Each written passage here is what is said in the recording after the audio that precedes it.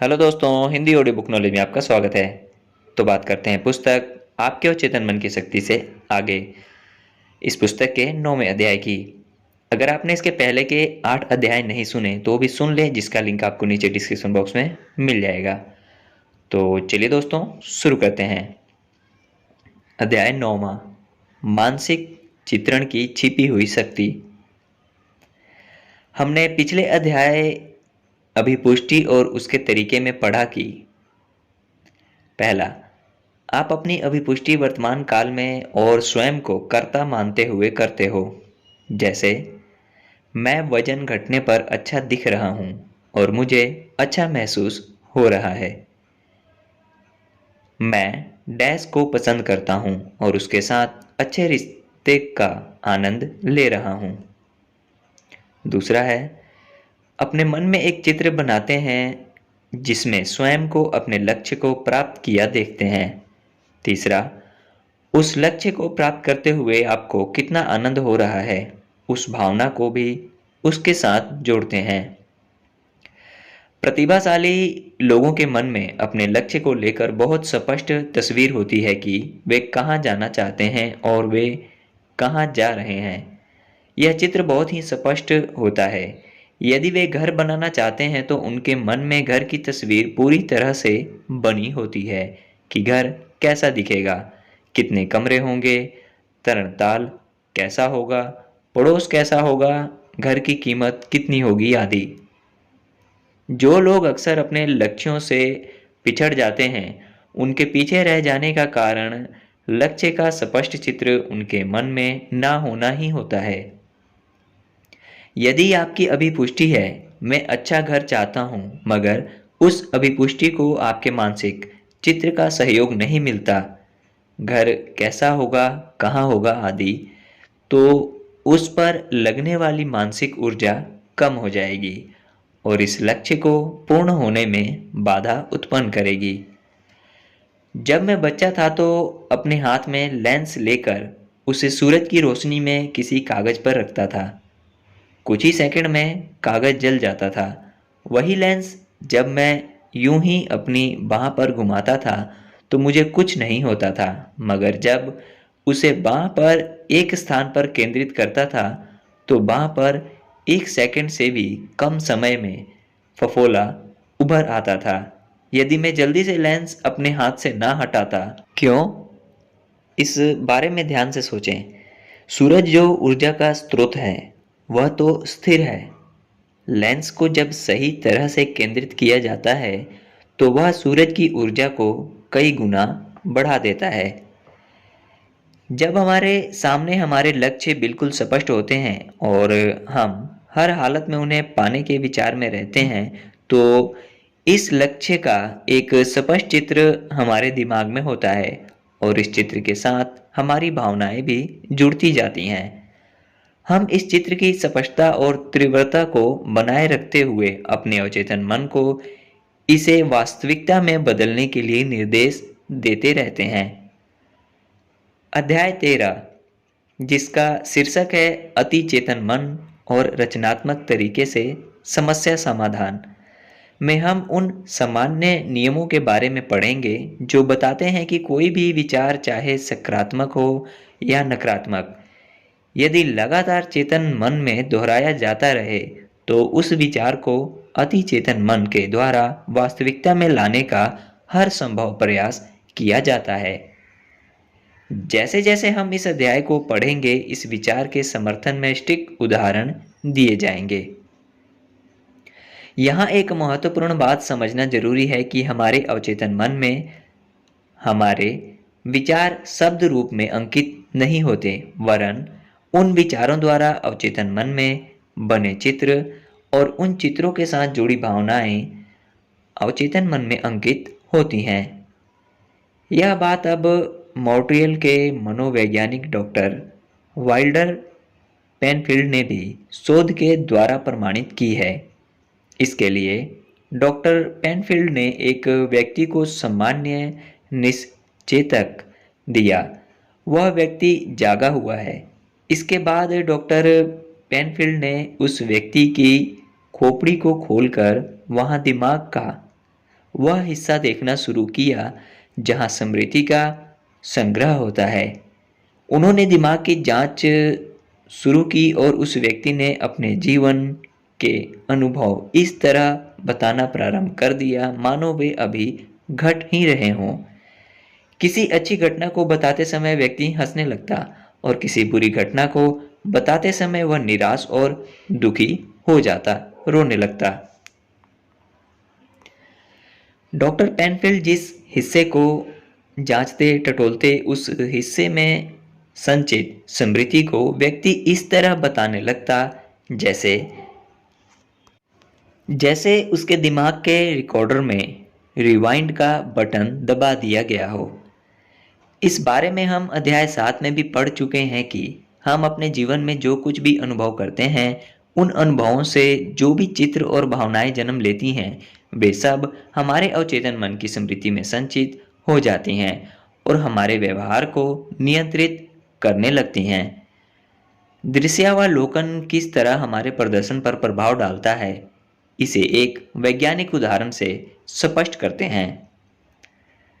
Doctor Alvaro पैस्कुअल लियोने, जो Harvard चिकित्सा विद्यालय के चिकित्सा केंद्र बेथ इजराइल डिकनेस में तंत्रिका विज्ञान की प्राध्यापक हैं, डॉक्टर डोइज की पुस्तक the brain that changes itself में डॉक्टर डोइज बताते हैं कि पैस्कुअल लियोने ने किस तरह पेनफील्ड द्वारा विकसित की गई तकनीक का प्रयोग टीएमएस के द्वारा किया। जैसे कि डॉक्टर डोइज लिखते हैं, वाइल्डर पेनफील्ड ने मनुष्य की खोपड़ी को खोलकर विद्युतीय जांच यंत्र को मस्तिष्क में डालकर मस्तिष्क के संवेदी कॉर्टेक्स को उत्तेजित करने का प्रयोग किया।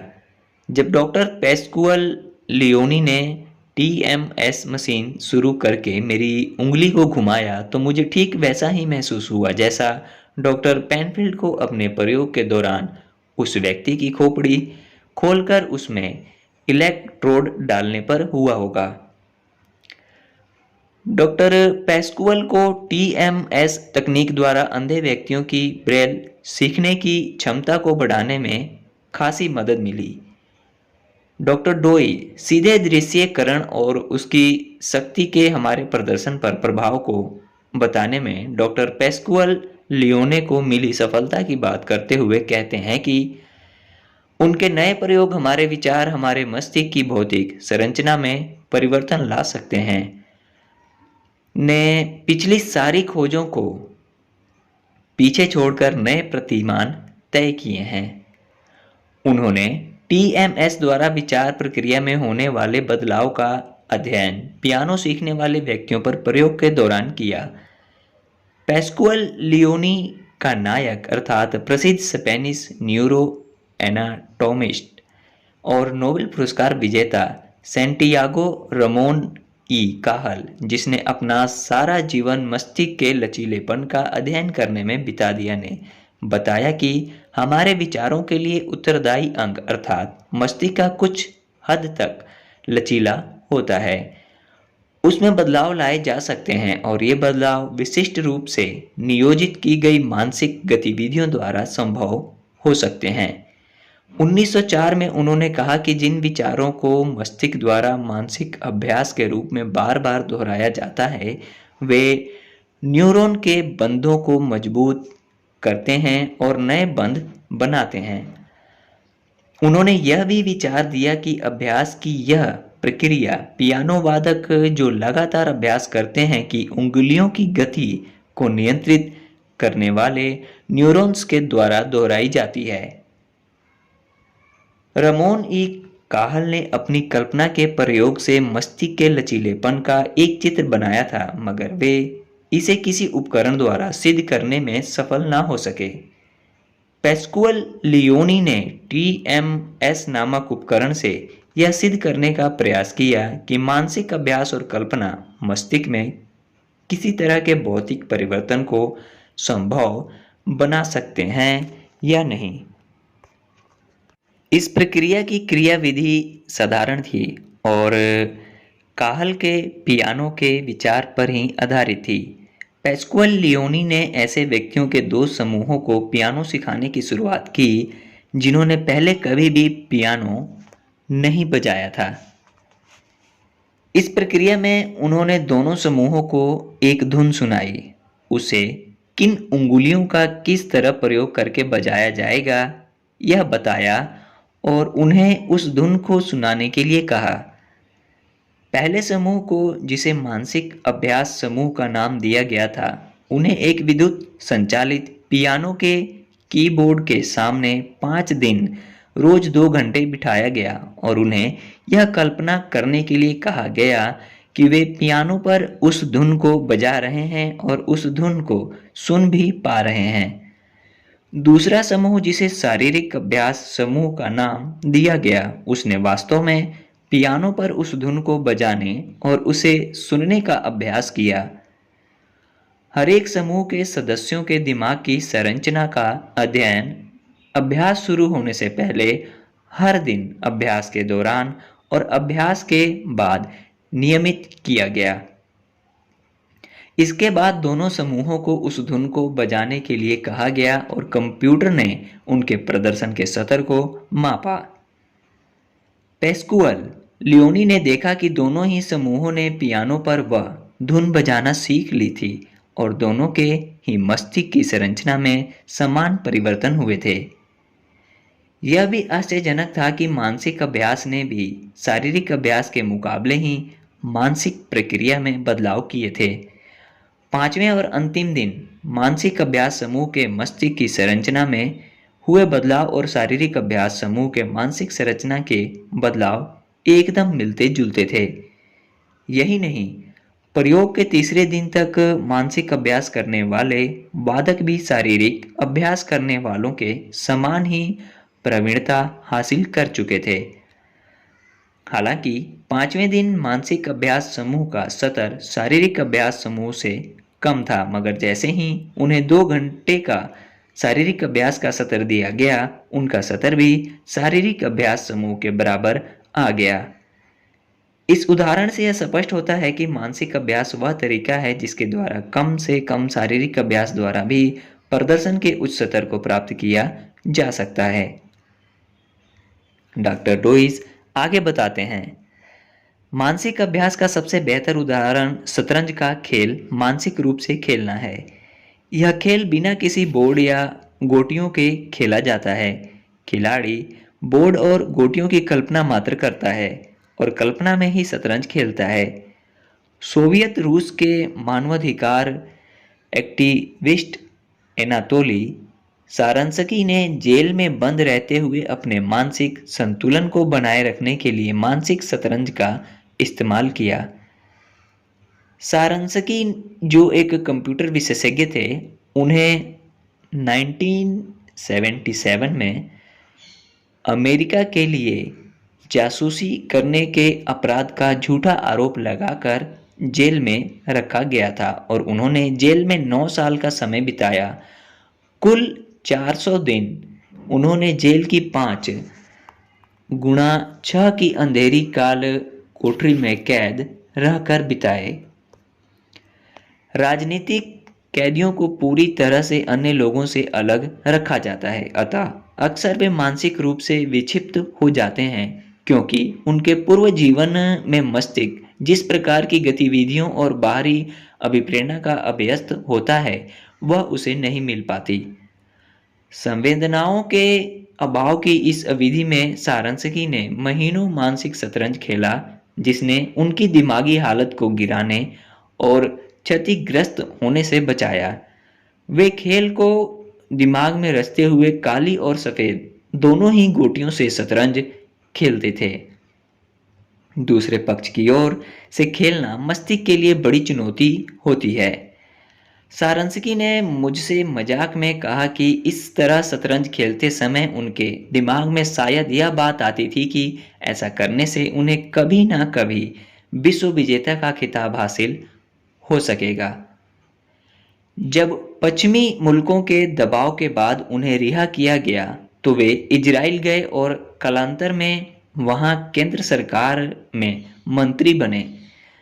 जब शतरंज के विश्व विजेता गैरी कास्पारोव ने प्रधानमंत्री और अन्य मंत्रियों के साथ शतरंज खेला तो उसने अन्य सभी को हरा दिया मगर सारंसकी को ना हरा सका। केवल कल्पना करने से ही दिमाग की संरचना में बदलाव क्यों होते हैं?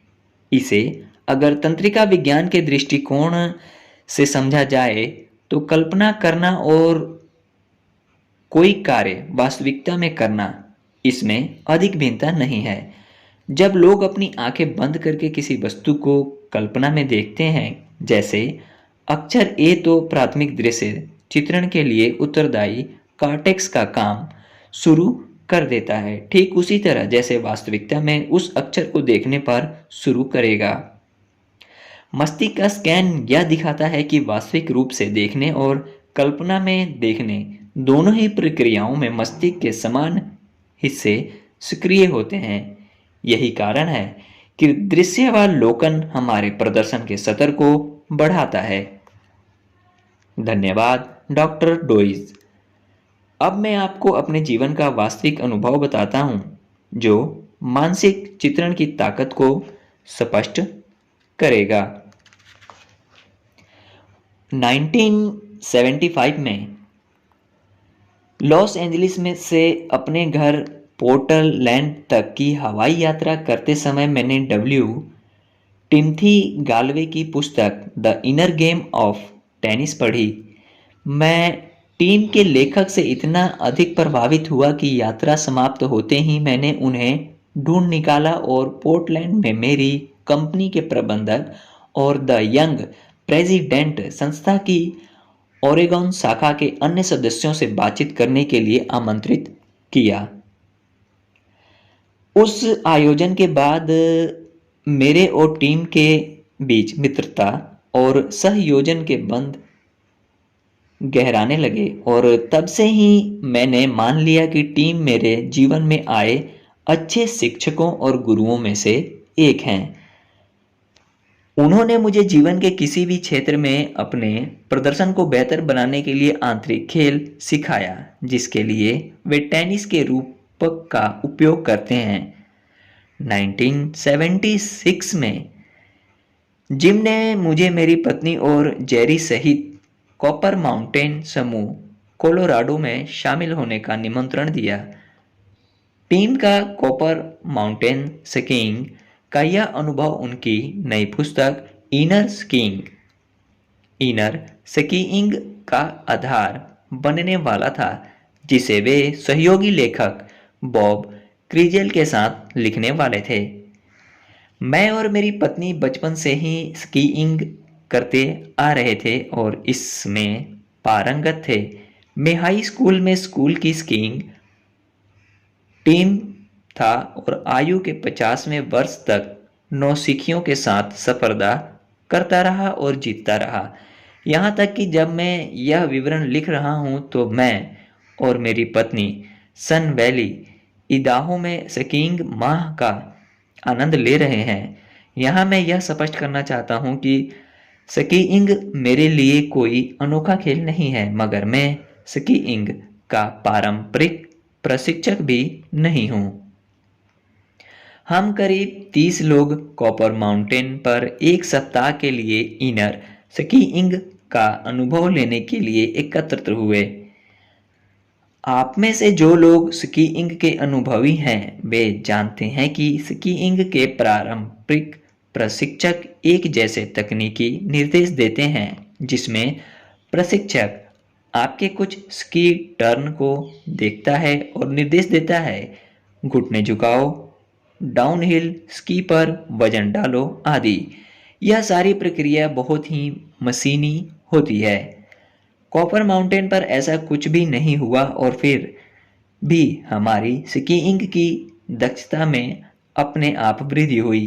जिस होटल में हम ठहरे थे वहाँ के बॉल रूम में नाश्ते के बाद हम सब इकट्ठे होते थे। हम स्कीइंग की पोशाक में होते थे और हमें बॉलरूम के कारपेट पर लेटने के लिए कहा जाता था। हमें विश्राम का एक व्यायाम करवाया जाता था और फिर हमें आंखें बंद करके स्वयं को कल्पना में स्कीइंग करते हुए देखने को कहा जाता था। हमें स्कीइंग की विविध ढलानों जैसे चिकनी, समतल व अन्य स्थितियों आदि का वर्णन किया जाता था और उन्हें दृश्यकृत करने के लिए कहा जाता था। हर स्थिति को बताने के बाद हमें कहा जाता था कि स्वयं को उस स्थिति में स्कीइंग करता देखें। हम यह अभ्यास 30 से 45 मिनट तक करते थे। फिर हम वहां से विलग होकर अपने अलग अलग समूहों में बंट जाते थे और स्कीइंग के लिए तैयार हो जाते थे। एक बार पहाड़ पर हमारे प्रशिक्षक, जिसे वास्तव में सुविदाता कहा जाना चाहिए, ने हमें बताया कि वह पहाड़ से नीचे की ओर 10 से 15 बार स्कीइंग करेगा और हम में से सभी क्रम से उसका अनुसरण करेंगे। जब हम यह कर चुके तो उसने केवल एक प्रश्न पूछा, आपका यह अनुभव सुबह की कल्पना या दृश्यालोकन की तुलना में कैसा था?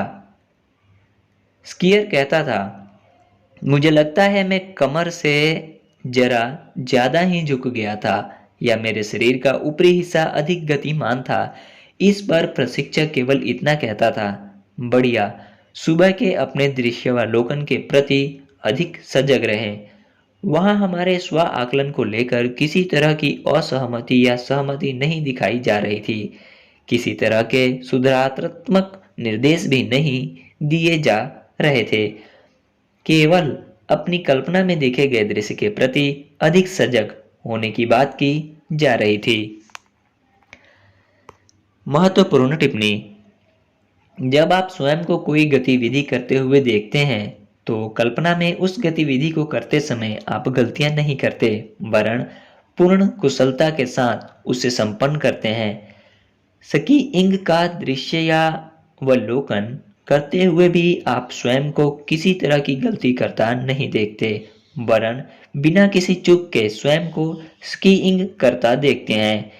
यदि आप स्वयं को गोल्फ खेलता हुआ देखते हैं तो आप स्वयं को गेंद गोल से कहीं दूर या गलत तरीके से मारते हुए नहीं देखते, वरन उसे सीधे गोल में या पिन के पास के हरे हिस्से में मारते हैं। यदि आप स्वयं को कल्पना में पियानो बजाता हुआ देखते हैं तो आप स्वयं को किसी गलत स्वर पर उंगली चलाते नहीं देखते, बल्कि सही धुन बजाते हुए देखते हैं। दृश्यावलोकन के साथ यह महत्वपूर्ण तथ्य जुड़ा हुआ होता है कि ऐसा करते हुए हम स्वयं को पूर्ण कुशलता के साथ प्रदर्शन करता हुआ देखते हैं। यह चित्र हमारे अवचेतन मन के पटल पर अंकित हो जाता है और हमें कैसा प्रदर्शन करना है यह निर्देश उसे देता है। जैसे हम स्कीइंग करते हुए 10 से 15 मोड़ पार करते, प्रशिक्षक हमसे पूछता, यह मोड़ कैसा था? हम कहते, मैं कमर से उतना झुक नहीं पाया और मेरे शरीर का ऊपरी हिस्सा अधिक गतिमान था। जवाब में प्रशिक्षक अच्छा या बुरा नहीं कहता था, वरन उसका उत्तर होता था, बढ़िया, सुबह के अपने दृश्यावलोकन को ध्यान में रखना। अभ्यास के साथ लगातार हमारे प्रदर्शन में बेहतरी आती जा रही थी, वह भी बिना किसी निर्देश के। यहाँ हम ही स्वयं के निर्देशक थे। एक दिन डबल डायमंड रन के दौरान बहुत ही प्रभावशाली घटना हुई। डबल डायमंड रन को स्कीइंग में सबसे कठिन और चुनौती भरा माना जाता है। हमारे प्रशिक्षक ने अपने जूते ढीले कर लिए और हमसे भी ऐसा ही करने के लिए कहा। फिर वह तेजी से नीचे गया और हमें भी एक एक करके अपने पीछे आने के लिए कहा। वह कुशलता से अपनी स्कीइंग छड़ की सहायता से तेजी से पहाड़ी के नीचे की ओर गया। वहां वह अचानक रुका, अपनी छड़ बर्फ में धंसा दी और पांव अपने जूतों से बाहर निकालकर बर्फ में धंसा दिए। हम उसके इस करतब को हैरत भरी नजरों से देखते रहे। जब मेरी बारी आई तो मैं ऊपर से नीचे की ओर आया और कुछ कठिन मोड़ लिए। तभी मेरे अंदर से कोई चिल्लाया, मैं अपने आप को मार डालने वाला हूँ। हालांकि अपने सप्ताह भर के अभ्यास में हम यह जान चुके थे कि हमें भय और निराशा की इस आवाज़, जिसे टीम सेल्फ वन कहता है, को चुप करवाना होगा तथा आत्मविश्वास और आशा भरी आवाज़ को, जिसे टीम सेल्फ दो कहता है, जगाए रखना होगा। यानी हमें सेल्फ वन को दूर रखते हुए सेल्फ दो को जगाए रखना होगा। अतः मैंने अपने भीतर की भय भरी आवाज़ को चुप करवाया और सेल्फ दो पर विश्वास दिखाते हुए स्कीइंग करना जारी रखा। मैंने कई कठिन मोड़ पार किए, यहाँ तक कि अंत में अपने खुले जूतों के साथ कुछ मोड़ तो एकदम किसी विशेषज्ञ की तरह से पार किए। ऐसा करना किसी भी सामान्य प्रशिक्षण या सामान्य निर्देशों के जरिए संभव नहीं हो पाता। हमारा सेल्फ एक हमेशा ध्यान आकर्षण का प्रयास करता रहता है। यह वह नन्ही सी आवाज होती है जो हर बात की जांच करती रहती है। यह आवाज कितनी हानिकारक और विध्वंस कारक हो सकती है, इसका पता चलने के बाद अब जब यह मेरे द्वार पर दस्तक देती है, तो मैं उसे चुप रहने का निर्देश देकर अपने वर्तमान पर ध्यान केंद्रित कर सकता हूँ। आप दृश्यावलोकन के द्वारा जो कुछ भी अपने अचेतन मन पर अंकित करते हैं, वह वास्तविकता में बदलता ही है। इस विचार को विराम देते हुए, अभी मैं विस्लर, ब्रिटिश कोलंबिया के विंटर ओलंपिक देख रहा हूं और उसमें विसा एक विज्ञापन दिखा रहा है जिसमें अल्पाइन की स्कीयर स्वर्ण पदक विजेता जूलिया मैनकुसो बताती हैं कि जब वह 9 साल की थी, तब से स्वयं को महिला स्कीइंग की प्रतियोगिता में स्वर्ण पदक जीतते हुए देखा करती थी। उस आयु से ही वह इस चित्र को लगभग रोज देखती थी। 2006 के ओलंपिक में 21 साल की आयु में जूलिया ने स्वर्ण पदक जीता। क्या और भी कुछ कहने की आवश्यकता है? अंत में यही कि हम जो कुछ अपने बारे में देखते, सोचते हैं और विश्वास करते हैं, वही साकार होता है। हम जो कुछ अपने बारे में देखते, सोचते हैं और विश्वास करते हैं, वही साकार होता है। ओके दोस्तों, इसी के साथ अध्याय 9वां समाप्त होता है। मिलते हैं आपसे इस पुस्तक के 10वें अध्याय निजी शक्ति को अर्जित करना में और किसी अन्य वीडियो में। तब तक के लिए धन्यवाद। और यदि आप चैनल पर पहली बार आए हैं तो प्लीज़ चैनल को सब्सक्राइब कर दें और साथ में बने बेल के आइकन को प्रेस कर दें। ये बिल्कुल फ्री होता है, इसका कोई भी पैसा नहीं लगता। इससे होगा यह कि मैं जब भी कोई अन्य वीडियो अपलोड करूँगा तो उसकी जानकारी आपको तुरंत मिल जाएगी। और प्लीज़ वीडियो को लाइक करें, कमेंट करें जो भी आपका दिल चाहता हो, और दोस्तों में, रिश्तेदारों में, प्रियजनों में, मित्रों में शेयर करें। धन्यवाद। ध्यान रखें अपना और अपनों का।